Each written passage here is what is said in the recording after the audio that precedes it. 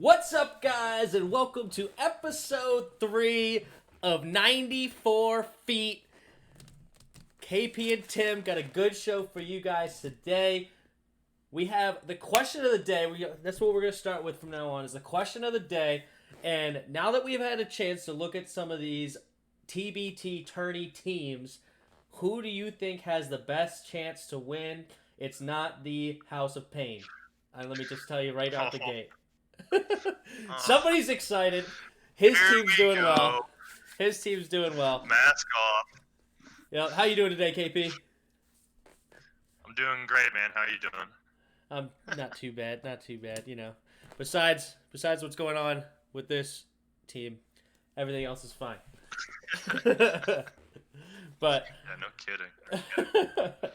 but anyway, no. All right. Well, we'll just jump right in here. And it is what is going on with Tim and KP's bracket. I don't know if you've had a chance to look at them on Twitter that we posted them, but it's a disaster. Just an unmitigated disaster. Okay? But there is a little bit of excitement, though. Okay? So it's bad. If you look at them, there's not a lot of green. Or, I use highlighter. There's not a lot of highlighter. Okay? I don't know if you can tell here. Not a lot of highlighter here. A lot of X's. But right now, with how we decided we were going to score them, is that the first round was 1, then the second round was 2, and so on and so forth, doubling each time. Is right now, I'm sitting with 14 points. KP is sitting with 12.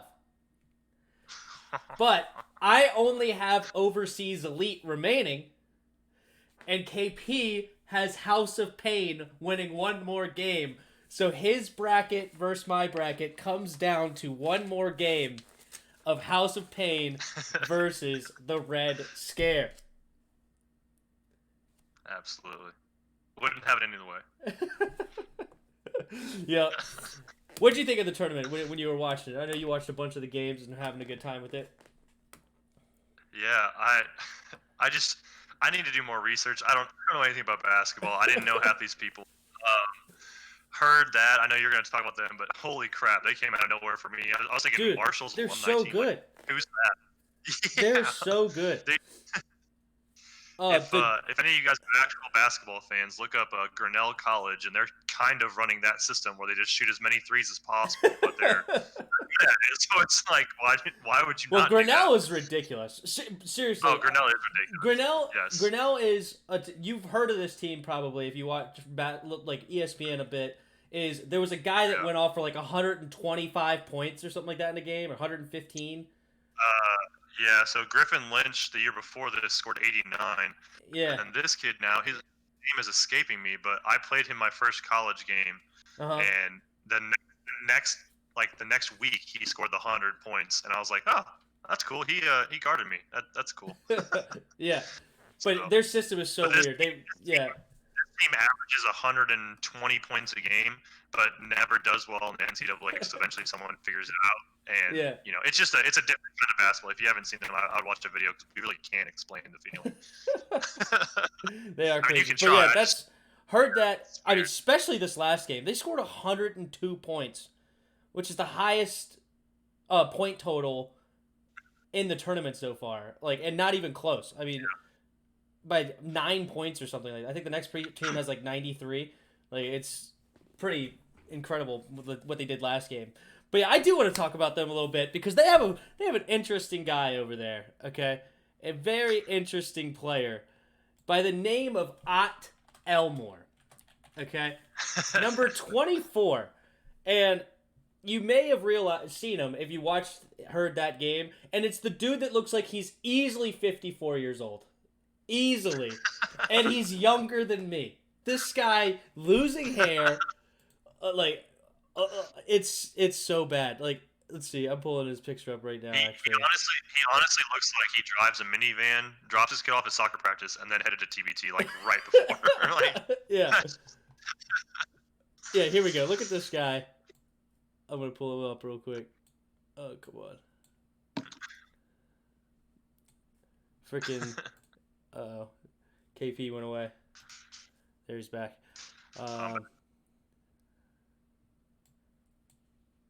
great production here. But look at this. Look at him. Full screen him. Oh my God. I mean, his gut is almost as big as mine. Hairline, where is it? I mean, where is this hairline? And I mean, he was crushing it though. He had 9 big points, just draining threes, slashing. This is the dude at the gym. This is the dad at the gym that shoots by himself and then goes, "Hey guys, can I join in?" And then he is the best player there. Like, all right, let's be honest. Let's be honest. This is me. This is me. Okay, you look at me and you're like, yeah. What 1 year? I'm 27. He's 26. But you look at me and you're like, this. Yeah, he's for real. He's your age. Yeah. But yeah, just you look at me and you're like, oh, this kid's not gonna be any good at basketball. It's like, oh, okay, he can actually play a little bit. Yeah, but this guy is actually way better than me because he's in the freaking TBT tournament. It's ridiculous. Yeah, right. Like, and he's playing well, but no. And his team is rolling. Oh my gosh, they are rolling. Yeah, they have this dude, Ja'Cory Williams, 6'8" power forward. That's just stupid good. He had 30 points last game, and then Chris Coakley, another guy, a guard for them, went off for 32 points last game, where they scored 102 points. I mean, they have ballers, man. That Marshall, I guess, like we said, the chip on your shoulder, like they got something to prove. Marshall's got something to prove to the whole world. This is what they're doing. This is TBT. They're on the world stage right now. They're showing out. Another team that looks really good, in my opinion, is Brotherly Love. I think Brotherly Love looks strong over there. Unfortunately, it's harder to tell because they did not play their second game because eDrive decided to just leave the tournament. I know. I only had them in my championship. It's fine. But, they're just gone now. Big deal. They're just gone now. And but they looked really good in their first game against Stillwater. And I think they could potentially make a run with how good they looked in that first game. But all right. Yeah. We're going to get to it. The biggest upset of the tourney comes against the number 1 seed in their first game. We have a UMBC taking over Virginia type game right now. And First of all, time out. This isn't an upset. Yeah. This is not an upset at all. This is not an upset. 16 over the 1 seed. The defending champion is not an upset? No, because here's why. Here's exactly why, Tim, and I'm going to tell you. All right. As a born and true Illini fan, okay, the opportunity was too great. It was way too great. All right. Aaron Kraft, moments before this game, told everybody, or at least they released a story, this is his last TBT because he's going to become a doctor. Okay? And I don't know if you know the story about Aaron Kraft, but Aaron Kraft was the biggest pet peeve of mine when he played 4 years at Ohio. I thought he was playing for 12 years. He was that kind of he's still ingrained in my brain. Like Aaron Kraft, Ohio State. That's it. Yeah. So for Malcolm Hill, for LaRon Black, for Nana Egwu, for all those guys, even Andres Felice, who never even played Aaron Kraft, anybody that was around that era of Aaron Kraft, there couldn't have been anything sweeter than beating Aaron Kraft. Nothing would have been better. This was the best. This was Christmas in July. That's what this was. This was, my heart was racing. My Twitter feed was flushed with Illini fans just saying how much they love this and miss basketball and all that. I mean, this is our March Madness. You know what I mean? This is and David Lighty was on that team. David Lighty gave us buckets for 4 years. Oh my gosh, it was ridiculous. I'm not upset at all. I don't know what you're talking about. Somebody's upset, and it's Carmen's crew. Luckily, I did not have them in my championship, but what does it matter? Because eDrive's not even playing, so it doesn't. I guess Carmen's crew. Literally, if you look at go look at the bracket, it just says Brotherly Love versus eDrive 1-0.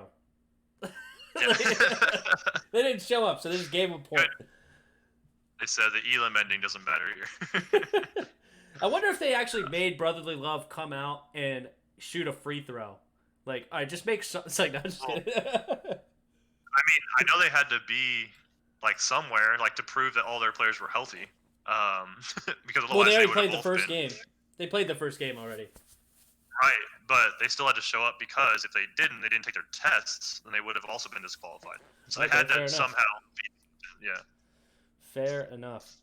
Well, it's been pretty fun watching these games. But since KP and I bracket are pretty much destroyed, we are gonna have some fun doing the Elite Eight bracket. So there's 8 teams left, and we are gonna go through each and every game to see who we're gonna have. So we have a different bracket for different bragging rights. And did you make your bracket, KP? Do you have it ready? I'm ready. I hope it's a little bit more accurate than the last one, but we'll see. All right. Well, we're gonna save that game for last. So let's start with this game: Boheim's Army versus Sideline Cancer. All right. So when I watched Boheim's Army and I watched Sideline Cancer has one big. I think is this the team? They have one big, and he is a beast. Okay. Mm-hmm. This is a team you got to watch out for, and I think they're going to pull another upset against Boeheim's Army. I have the same upset, actually. I do have Sideline Cancer. They played Team LAS, and who was the first team they played?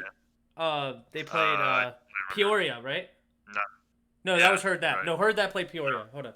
All right, now I'm forgetting. It doesn't matter. All right, I have it right here. Who did they play? They played Team Hines. We both had Team Hines winning that game. With Brandon Paul. Brandon Paul is supposed to be this god from Illinois, Mr. Basketball in Illinois, and he played well, but he couldn't get his team to win.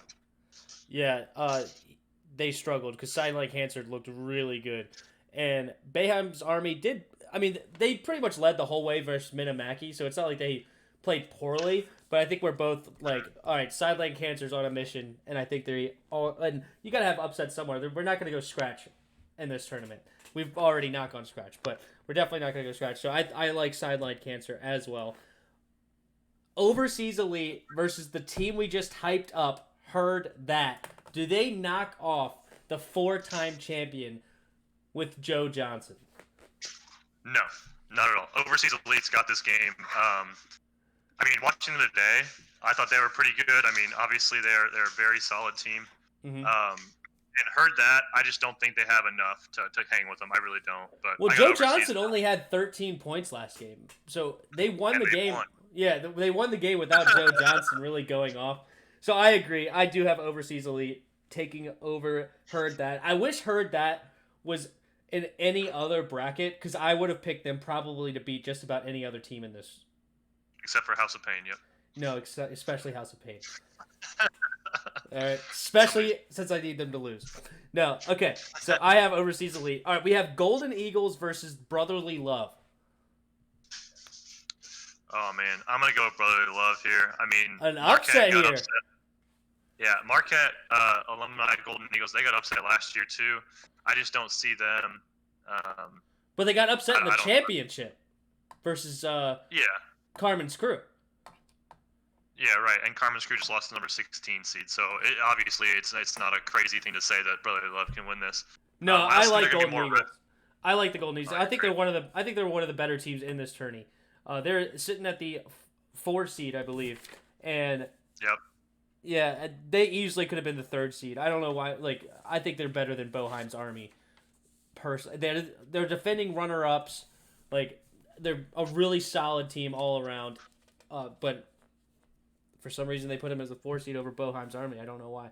But I like Golden Eagles here over Brotherly Love. So there we go. There's a difference in the brackets here because KP is not going to win. We'll have another one here.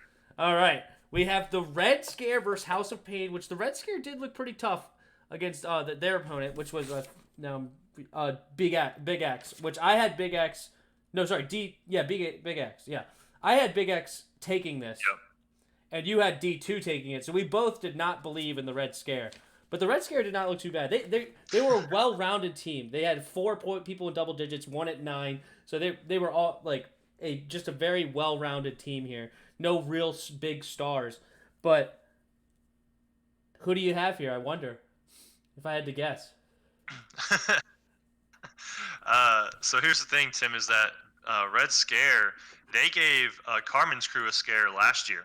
That was a really close game, back and forth game. Ended up going Carmen's Crew's way, obviously. Uh-huh. So that right there tells me that House of Pain is going to win this game. Because House of Pain, here's the thing though, man, and this is what's crazy about this, is that whenever I used to watch Illini games, and a lot of these guys that are on this alumni team have been through this, they would play and they'd play hard. They'd be in the game, and then they'd have a little stretch where they let the team score a bunch, and then they'd be out of the game. Okay, well, we just saw that happen against Carmen's Crew. Carmen's Crew lit up that second quarter, third quarter, right?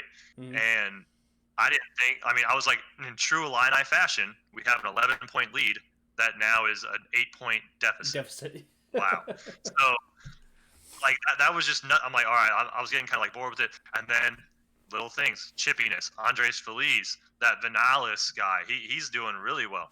I like them over Red Scare. Is it Dom or Bomb? Call me crazy, but Bomb or Dom, one of those for you guys? Dom for South Dakota State. Yep. Yeah, he's looking really good this tournament. He's your top scorer right now.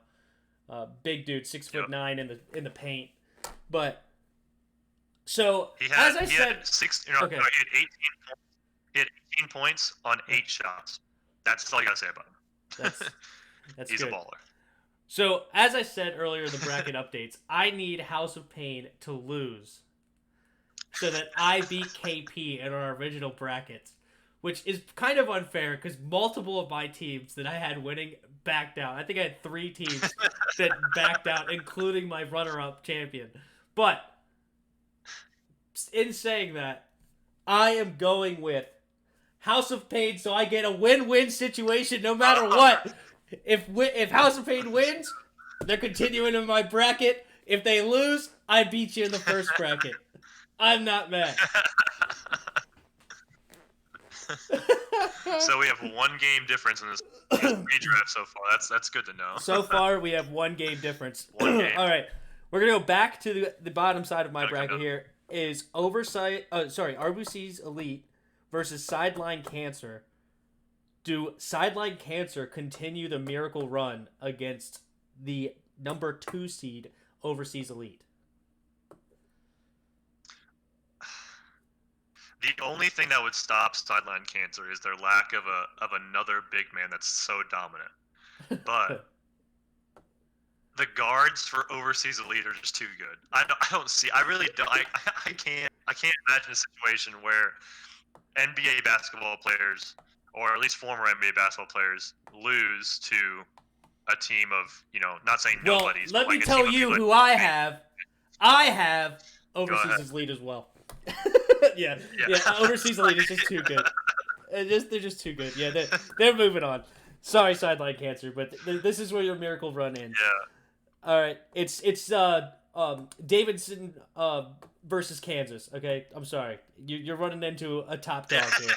Okay. It's over now. Big 12 champs for 12 years in a row. Yeah, it's just not happening today. But, okay, so we both have Overseas Elite. We have House of Pain versus the Golden Eagles.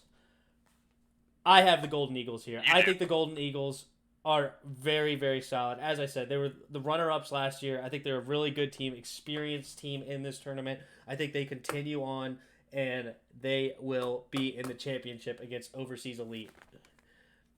Agree or disagree? I wonder. I'm gonna put this plain for you, Tim. Okay. Okay. House of Pain. That's it. There is no love when there's pain. Okay? Brotherly love, see ya. That's right, because you have Brotherly Love in this instead of Golden Eagles. So, Brotherly Love. House of Pain versus Brotherly Love, I would probably agree that House of Pain would beat Brotherly Love, but I think the Golden Eagles are taking it. So, all right. So, again, we have one difference here. No matter. All right. How far are you taking this 16 seed? What do they got versus Overseas Elite? How far are you taking this? Oh. Yeah, so unfortunately, the whole champagne thing, having pain, it's going to come to a grinding halt, and Overseas Elite is going to win my bracket. I'm gonna ride this miracle run out as long as I can, but as soon as that championship day gets here, I'm sorry, Illini fans. Joe Johnson just scares the bejesus out of you, doesn't he? Joe Johnson is so, I don't want to see Joe Johnson when he's 60, let alone when he's 40. Yeah, he's 39 right now. He's still going to be so good. Yeah. Even though he only had 13 in the first game, I totally agree that he's going to go off. and this is for everybody. Like, I'm looking straight at my camera because I want everyone to know this. Okay, anybody that thinks any basketball player in this tournament or in the NBA or whatever, like you can beat them one-on-one. I don't care what decade you choose. When they're in third grade, sure, you could probably beat these guys. But like now, anytime after high school, these guys are so good. Like, look at their workout videos. How many shots do they miss? Yeah. Like, I could spend all day in a gym, and I would have more misses than like the entire rest of their NBA gym combined. Like, it'd be ridiculous. Like, they're just so good. So if you think you can beat like a Joe Johnson type player or like a Paul Pierce type player, anybody that's just out old and like out of the league, no. Think again. These guys are so good. It's ridiculous. I agree. I have Overseas Elite taking out the Golden Eagles. So again, we are riding with Overseas Elite. And continuing from our original bracket, maybe we didn't learn anything. Maybe we should have gone a whole nother direction. But yeah, we'll be all right. I think Overseas Elite got this too. They are 4-time champions. They got upset by Carbon's crew last year. So, and then you add Joe Johnson. They did not have Joe Johnson before. They only had the MVP. Now they have Joe Johnson. So, there you go. Awesome. Well, that's fun. Here it is if you can see it. There's my bracket. Okay. I had to write it out because they didn't have more printable brackets. Okay. But they didn't have updated printable ones. I didn't find one anyway. Did you? I did not know. At least not that was like user friendly. I feel you. All right. Well, that was fun. TBT. Continue to watch. It'll be over by next time. We'll talk about the conclusion next week. But we have a NBA updates. Okay. Some interesting stuff's going on over here in the NBA. And it starts with Victor Oladipo coming out saying that he is not going to come for the return. Indiana's not a bad team this year. No, they're not. And Victor's really a beast. Like, he's their number one player. Like, I can't believe... Like, he just said it's Corona. Like, I don't want to put my family at risk, is what he said. Yeah, I mean, they're definitely going to be able to hold their own in the East. They still have Domantas Sabonis. They still have some solid role players. Miles Turner, I know, is there. He's a big shot blocker and rebounder inside. But without Victor Oladipo, man, it's gonna be tough sailing. Yeah, they're not beating the Raptors or the Bucks. No, they're a fifth seed. They're gonna play the Heat in the first round right now. Depending on if Boston they don't beat Heat. Yeah, they don't beat the Heat without Victor. No, not at all. I mean, they're missing their star power. They're missing their leader. They're missing that's a big hit for them. I don't see them getting out of the first round. Honestly, they're gonna get upset by the Heat. Yeah, they can't drop out of your house 39-26, but I don't see it. I don't see them winning a round. What's sad to me is that I think that this bubble is going to be safer than any place in the world. Right. Anywhere that they would be traveling to or staying in, yes. Yeah, like it's safer than the grocery store. It's safer than anywhere else you're going to be going. The gas station. Like everyone's being tested a stupid amount of times, like multiple times a day. Like they're testing out of control in these places. You know who has it going in, and if they have it, they get turned away at the door. So everybody in there is not going to have it. They're cleaning everything. Like, it's the safest place to be. Like, in this TBT, I don't know if any team that has started, that has played, that now has a player with the COVID test positive. Like, yes, there's been some people that were quarantined. What's that? Yeah, and if they do have someone that tests positive, they have to head out. Like, they can't stay there. Like, they're kicked out immediately.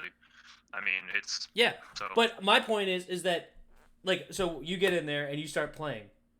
You've already been tested, so you don't have it. And also, when they came back, they limited the teams to only be able to hang out with their teams, like to be roomed with the teams and stuff like that. So they didn't have intermingling of teams outside of or in the facility. Like there's no intermingling. So if you had a couple players test positive, your whole team had to back out.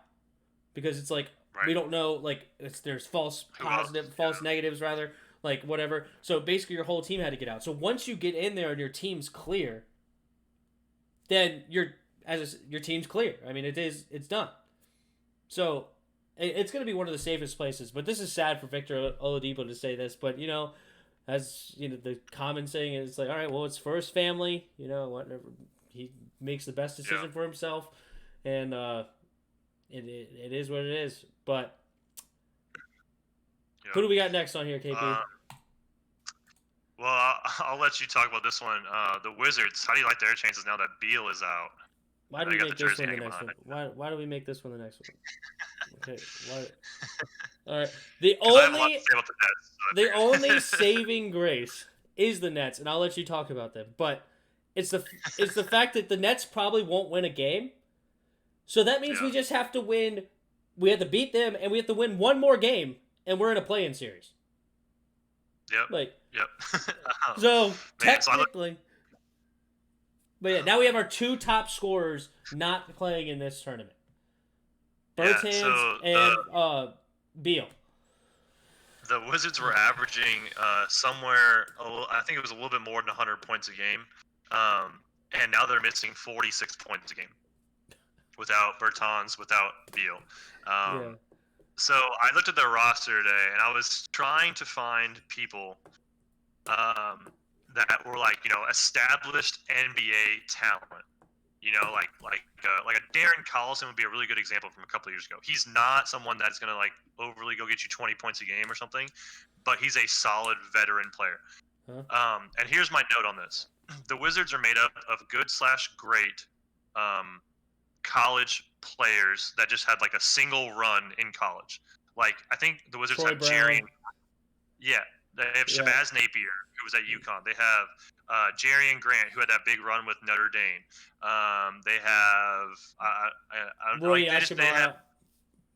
Rui Hachimura, who played for Gonzaga. They have these players that were very good, solid college players, and a lot of times, what sucks about this is that these good, solid players don't translate to stardom in the NBA.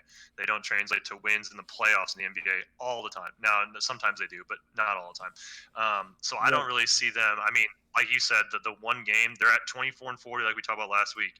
The one game is they got to win two games, pretty much. No, wait, it's got to be two games, right? Because they have to get to 26. They have to get within 4. Yeah, they have to win two. Yeah. So I mean, the writing isn't necessarily on the wall. They might be playing for a playing spot, but it's going to be tough. They're going to have to find a lot of production out of these guys that probably haven't seen the floor. Yeah, Rui Hachimura is going to have to live up to his first round hype now. There's no more waiting if you want to try. But yeah, I wrote this down. It's basically a waste of time for the Wizards, unfortunately. No Beal. We may as well just pack it up, head home. I guess Rui Hachimura, okay, get some experience, but yeah, this is pretty much toast. But all right, enough about my sadness here. Okay, what do you got next? We'll go with the Nets, man. The Nets made some interesting moves. Much happier situation here for me. Much happier here. Yeah. So the Nets currently sit in the 7th spot. They are 30 and 34, so they have a half-game lead on the Magic right now for the 7th spot. That'll easily go away. They will be fighting for the 8th spot. They'll be fighting for their lives. Here is their roster, and here are some notable people. Okay, Jamal Crawford just got signed. He is 41, but everyone in the world knows. I'm pretty sure everyone in the world knows that he's a baller. Okay, so he will be the leading scorer for the Nets, no matter what other people come out. I think he'll be the leading scorer. He hasn't played a game in over a year, but I got him. A couple other players, Joe Harris. He was the 3-point champion. He also played with LeBron in Cleveland, so he has a lot of playoff experience. Not that he played, but he was in the playoffs. Karis LeVert, he is a coming up star in this league. It is what a lot of people tend to think. Maybe not superstar, but he will more than likely make an all-star game at some point in his career. He's going to have to do it all. He's going to have to try to lead them in assists and rebounds and points, steals defensively. Pull the Russell Westbrook. He really is going to have to do it all for the Nets, or at least as much as he can, at least as much as the Nets can get out of him. So I'm looking at these players that you have. I'm looking at these players that you have out, Are all of Oh these yeah, all confirmed out for real? yes. It's Everyone: KD, ridiculous. DeAndre Jordan, Dinwiddie, Wilson Chandler, Nick Claxton. Oh, I'm missing one now. Prince, yeah. Um, Tari and Prince. I mean, they're missing not only a starting five, they're sixth and seventh man. Like that's who they're missing right now. And maybe not seventh, maybe like ninth for Nick Claxton. I don't really know who that kid is. Still know who he is. But Yeah. it's they're and to be honest, like the Nets aren't in a bad spot. Like they like the Wizards are missing way more than the Nets right now, which is crazy to think. Like obviously KD is not part of this equation, right? Okay. But uh like finishing out my list, okay? Jarrett Allen. He's a shot blocking center. He's athletic. He can get. He's the next Rudy Gobert. He's a little bit short. Big. He's a big fro. Sorry, hold on. Say that you cut out a little bit. You said he's the next Rudy Gobert, but a little shorter than what? Than him, and he's the big fro. Like, I don't know if you know him, but anyway, yeah. Okay. He's a solid role playing defensive center. And then the last guy I have on here is Tyler Johnson. He's a solid point guard. He played a little bit for Miami, had a couple of years down there. He's nothing special really, but he can cause some problems. He can defensively get you some steals, lead the break a little bit. I know, and this is gonna be really sad, but here's the thing. Okay, the Wizards, I think they can push for 2 games, just 2. That's their max. The Nets, I think, could easily lose 6 games. Now, 2 games I think are against the Magic. Am I wrong? Or am I right? I can't remember this for sure off the top of my head. I have to look at that one. I can pull it up real quick while you keep talking. Yeah. So here's the thing: if the Nets play the Magic twice, I like them in one of those games, which means they'd have to find another game somewhere to stay ahead of the Wizards and everybody. So this is so tough. This is the hardest part about this. Yeah, they do play. Restart. They play the Magic twice, and they play the Wizards once. So they play both of the people they need to beat. But if they beat the Wizards, it's over. They have it. Yes, correct. That's what I was thinking too. Because like we talk about Portland and Grizzlies, they're playing first game back. Like that's a crucial game. But this is the most crucial game for the conference because there's only one team playing. So it's like I don't know. I think head to head, the Nets will probably win. Is it an early game against the Wizards? The third game back. Third game. Second game for the Wizards though. I don't know, man. It's a toss-up, honestly. I could see the Nets winning just because the Wizards are missing so much. Maybe they're not ready by then, but I could also see the Wizards kind of gelling, and maybe, they just have that chip on their shoulder, no one really knows who we are kind of guys, and they want to prove something. So it's kind of up in the air at this point, but both teams are hurting. Yeah, a part of me wants to root. Obviously, I'm gonna root for him. Part of me wants to have optimism here that we could gain 2 games on this horrible, on the dismantled Nets team, but no Beal, just pack it up. I mean, yeah, come on, that's huge gone. Yeah, it sucks, but all right. So Nets are destroyed. Wizards are destroyed. Indiana's pretty much gone. Yeah. There's only 5 teams in the West now. Then, what the heck? I mean, the East, not the West. Sorry, the East. Yeah. This is ridiculous. And a lot of these teams, I think it was the Bucks, I know the Clippers, and maybe one other team. They shut down their practice facility after someone in their organization tested positive for COVID. So some of these teams are probably even going through that, where they might be at risk now more than ever for contracting the virus, and then they might not be able to travel with their team, which is kind of what Jokic is dealing with right now. Jokic is stuck over in Serbia. Very weird situation. Yeah, can't leave his country. Yeah. So he went. There's no flying. There's no flying to the U.S. right now. Right? All international flights are done. No. That's backwards. So the European Union blocked flights from the U.S. to Europe. But I'm pretty sure the European airliners can still send a plane over here. They just can't bring them back. So, really, there's no reason for a commercial airline to take anyone to the United States because they can't come back. Okay, so I don't know for sure. I knew that Europe blocked us. I knew that. But I thought that we still had travel bans from other places as well. I guess maybe not. I don't know. Maybe that we started opening up our borders again. I have no clue.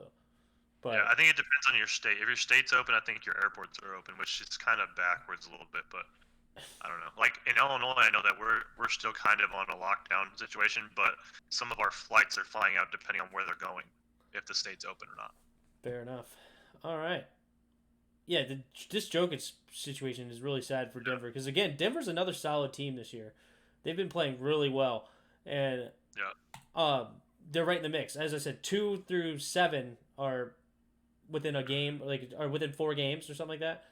Yep, 4 games. Yep. They're all right there next to each other, but some good news for you. Oh, go ahead. No, go real quick. I would say, think about this hit though. Like Jokic is the lifeblood of your team. I mean, he is the best passer in your center position. He's obviously the best scorer, and he's like your leader. You're talking about there's 4 games separating like 2nd through 7. Denver is in a tough spot here. They're in 3rd. They have home court advantage for the first round for sure, and now they might be dropping down to 5, 6. I mean, they don't have a very easy schedule. From what I remember, like, they could be in some trouble here if he can't figure out how to get over here. That this might be real bad for the Nuggets. Yeah, they still have Millsap, right? Millsap's good. Yeah, he's old though. I mean, he's an old post player. Yeah, he's getting up there. Obviously, his great years were in Atlanta, but I'm pretty sure he's still been playing well this year. Obviously, I agree. Jokic is their best player, but it'd be interesting to see. They definitely want home court advantage if they don't have Jokic. They want it anyway, but without Jokic, that's basically a must. And this is a team that might have been fighting for the 2nd spot if they could beat the Clippers in some games. Like, because you never know what Kawhi's going to do. You really don't know what Kawhi's going to do. When Kawhi decides he wants to play, he's going to play, and if he decides he doesn't want to play, he's not going to play. And he whatever his uncle was going to do. And he doesn't say much about it. He's just, it is what it is. I mean, did you see it? Go ahead. Did you see his quote in the it was on Twitter, I think is where I saw it. It might have been on Instagram too, but Kawhi Leonard came out and said, some reporter asked him, do you think you could have excelled at other sports? Did you try other sports as a kid? He goes, yeah, I think I could have been a pro football player, but practice was just so boring to me. It's like, so you're bored with the process of becoming better at something. That's not a good trait to have, at least with football, I guess. And yet he's so freaking good. Yeah, it's a wonder how that personality made it, but he's... Yeah, it's like Jay Cutler in the NFL, kind of. It's like, just don't care. Blasé is the French word that people use to describe it. There you go. But, so somebody that is coming back that officially, because I know he was on the fence, you said, is Dwight Howard. That's big for the Lakers. Yeah. Huge.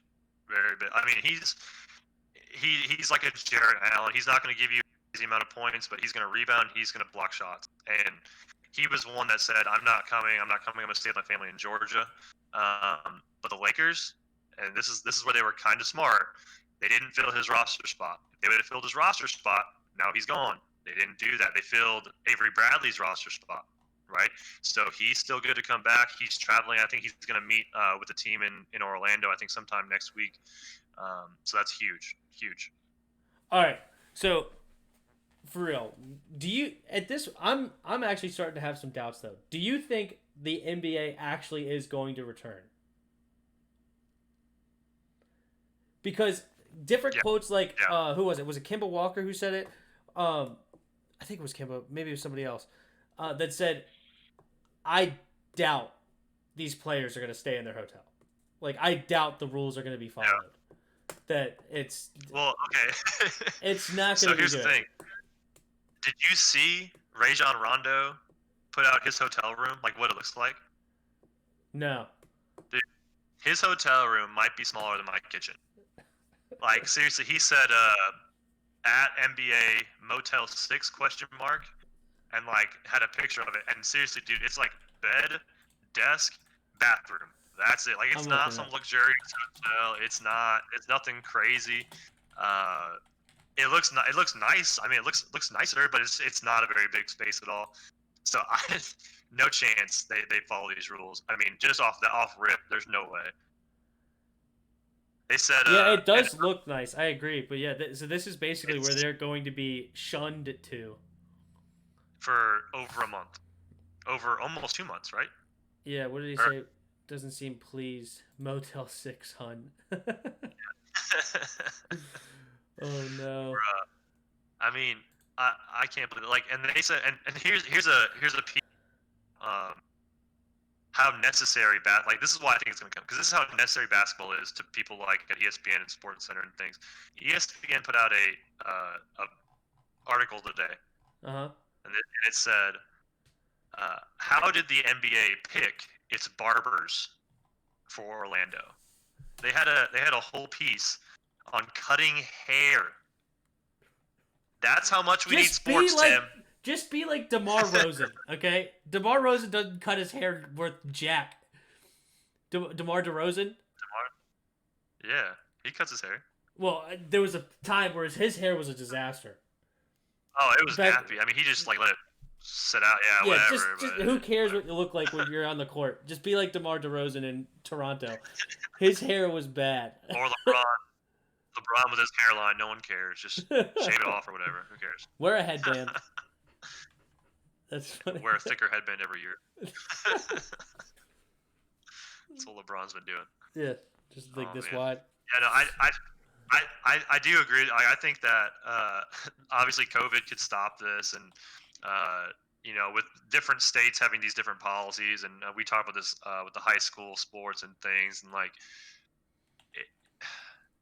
I don't see them coming back fully in December either.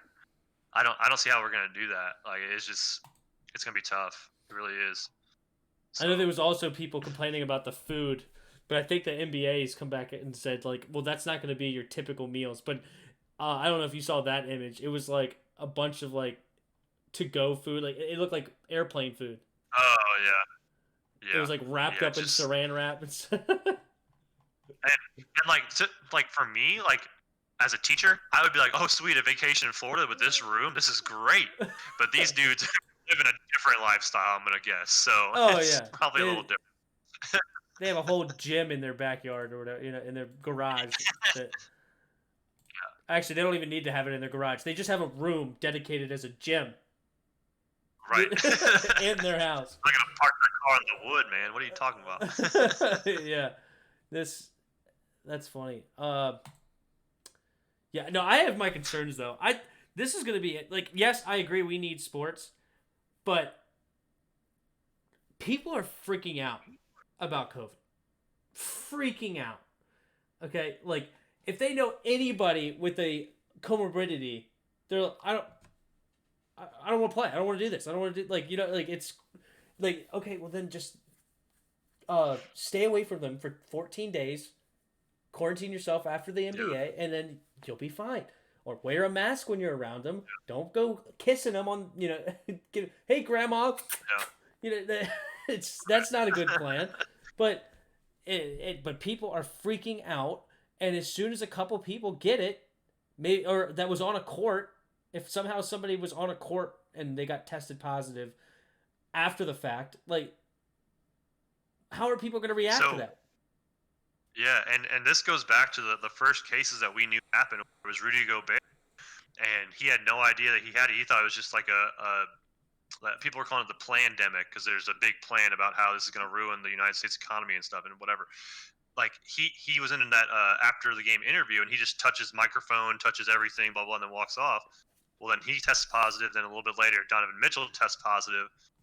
Like, that kind of stuff is not going to fly. Like, even like little jokes and things like that, like you stealing your mate's water bottle on the bench, like that might get you kicked out of a game. Like, these are not times to be messing around. And right. And the other huge thing that the TBT has that the NBA doesn't is, I can just kick your team out. Right. Like, your team's gone. Right. They pack their bags and leave them in the hotel. Like, as soon as they leave, that's where their bag. Like, if they lose, they don't even get to go back to their rooms. They grab their bag, get on the bus, leave. Yeah, but also, but I'm talking about, like, if anybody tested positive or whatever, it's like your team has now been eliminated. like you're not going to go to the Lakers and say, yeah, you're eliminated now, and okay, have a good one. And now we're going to continue to play without LeBron and the Lakers and Right. AD and stuff. Like that's not happening. I'm not watching if it does. I mean, right? whatever. Yeah. Sorry, Bucks. You've been eliminated just now, so you're gone. Like, have a good one. What? Yeah. Like, it's your third assistant coach got COVID, so you can't play anymore. Sorry. yeah, the outrage would be monumental from fans and from everybody. Like, what? Like, Giannis is not going to have a chance to play in the NBA Finals this year. What are you talking about? Like, get him on the court. But if somebody tested positive on the team, how are the players going to feel about that? Right? Like, well, crap. What? Am I going to get it next? Or what? Blah blah blah. Like, what's going on? Like, it could spook a bunch of people, and now you're like, what do we do? Like, this is very interesting. Because also the players in the NBA have they'll say screw you to the league.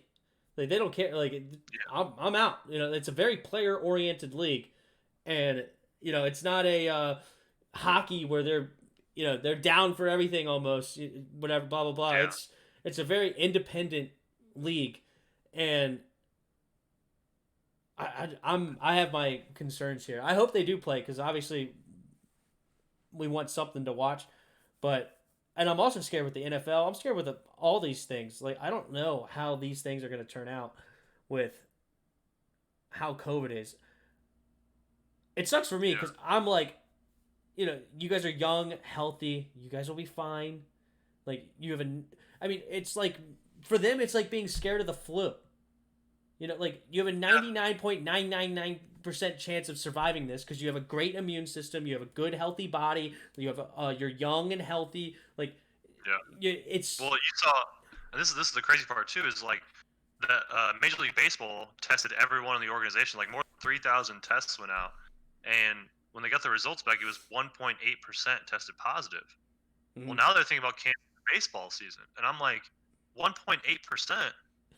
At what point does 1.8% ever force that kind of, like, thought process or that?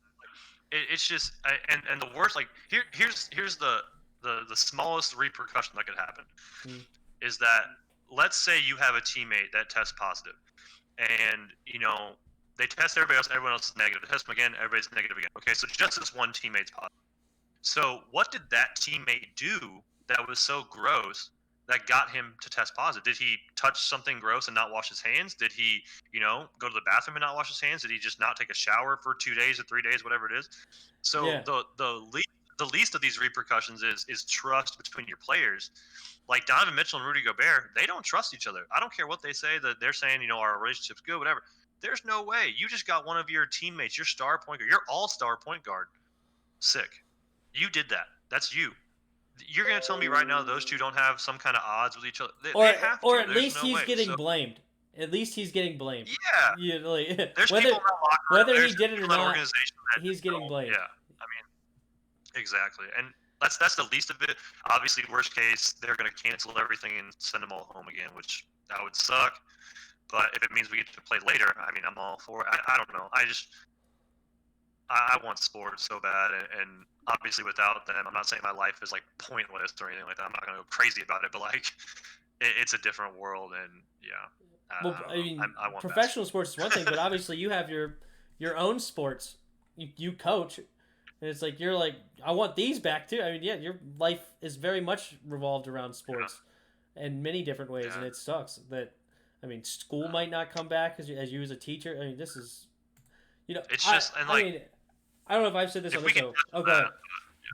Well, I was just saying, like, the whole high school sports thing is that we were given permission by our high school body to play, full sport. Like, we can have contact. We can have 50 people outside, and if there's more than that, they have to be separated by 30 feet or whatever it is, 10 yards, I think it is.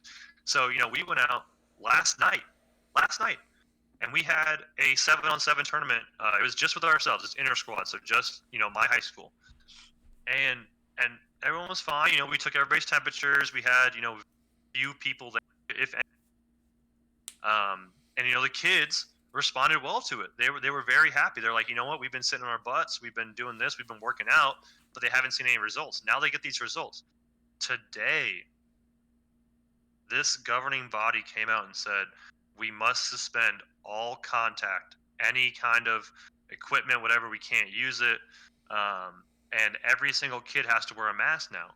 So now we went from yesterday, 24 hours ago, full contact, 50 people, everything. Now, masks for every single person. If I'm dribbling a basketball, mask on. If I go in for a layup, mask on. I mean, it's just these kids, man. You can just see it in their eyes whenever you tell them these things, or even if it's just a text, and you see like how many of them have seen that text. You just know that they're hurting, and that outlet for a lot of these kids is gone.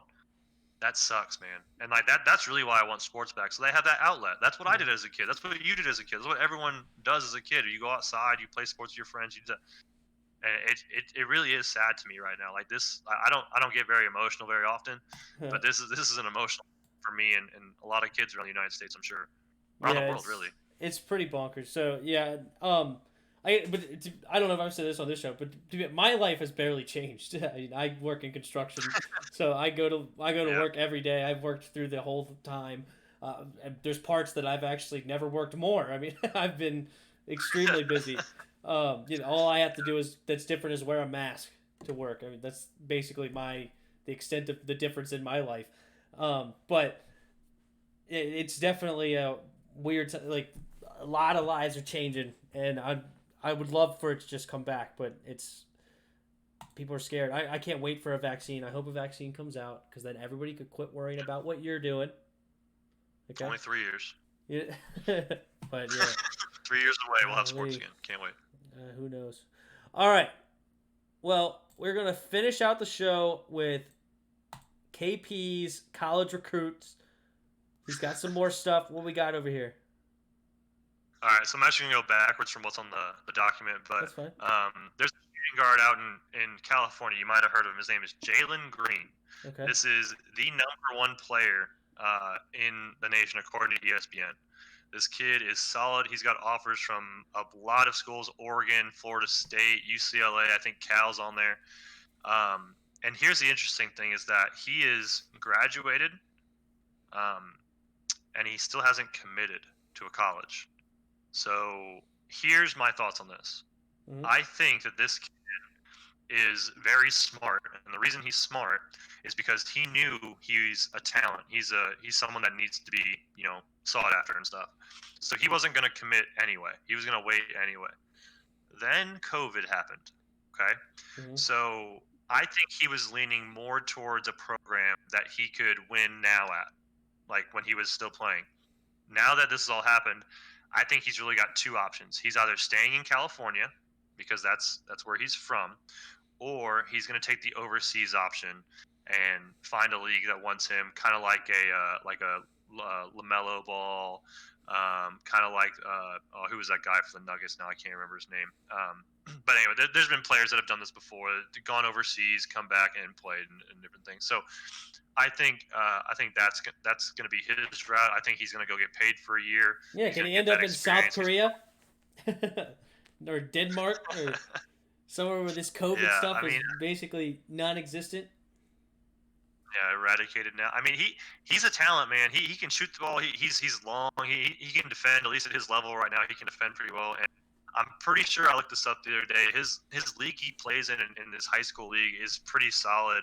And they score a lot of points. So he's going to be used to that international kind of game where it's fast-paced and maybe more offense than he wants to run, but I think he'll do solid over there as well. Fair enough. All right. And the other guy I got on here is McCure Maker. Okay, so this is Thon Maker's little brother. Thon Maker's little brother, McCure Maker? Okay. Yeah. Commits to Howard. So he is... so he's number 16 in the country according to ESPN Sports. He was number 7 in the country. Here's the thing about him, and this is huge. He committed to Howard. So Coach Black, he's got a great commit here. If they can have a season, if all this pans out, they're going to win a lot of games. They'll probably go undefeated in their league. I mean, it won't be hard for him. He's 6'11", 235 pounds. He can score it from just about anywhere. And here's the reason, okay? I think he had UCLA, he had Kentucky, and he had one other big school looking at him, and he commits to Howard because he wants to inspire change, okay? Mikey Williams came out and said that he wanted to go to an HBCU, or he's considering an HBCU. No one's going to do this. No one's going to follow through this until the first person does it. Okay, until the first high-profile name does this. McCour Maker, right now, is that guy. Okay, he's gonna get some of these younger kids to see the way and try to work on that whole social justice thing from an NCAA standpoint. The money's going back into the black community and that's all great, and if that's what you want to do, more power to you. I'm not going to be mad at you or whatever. Here's my problem with this is that he could very well still uncommit or decommit and go overseas like his brother did. I don't know where his head's at really. If we're not playing basketball here in the States, he's gone. Okay, like it could be that easy. So obviously, huge commitment for Howard, huge sign for Coach Blackney, and I hope he comes out. I hope something happens, but I think both these players are going overseas, and it'll be interesting to see that come because August, come September. I don't know if you heard, the Ivy League schools have officially canceled their fall sports. Yep. And football. I don't see how other leagues can say, yeah, but we're gonna play. Right. Because now they're competing. They're competing against another league, and it's like, well, that league cares about their players more. That league cares about their students more. So, how are you going to justify as a league that, okay, I'm sure the Ivy League's not going to be the only one, but all right, all these leagues or all these conferences are canceling, but we're going to continue with our season.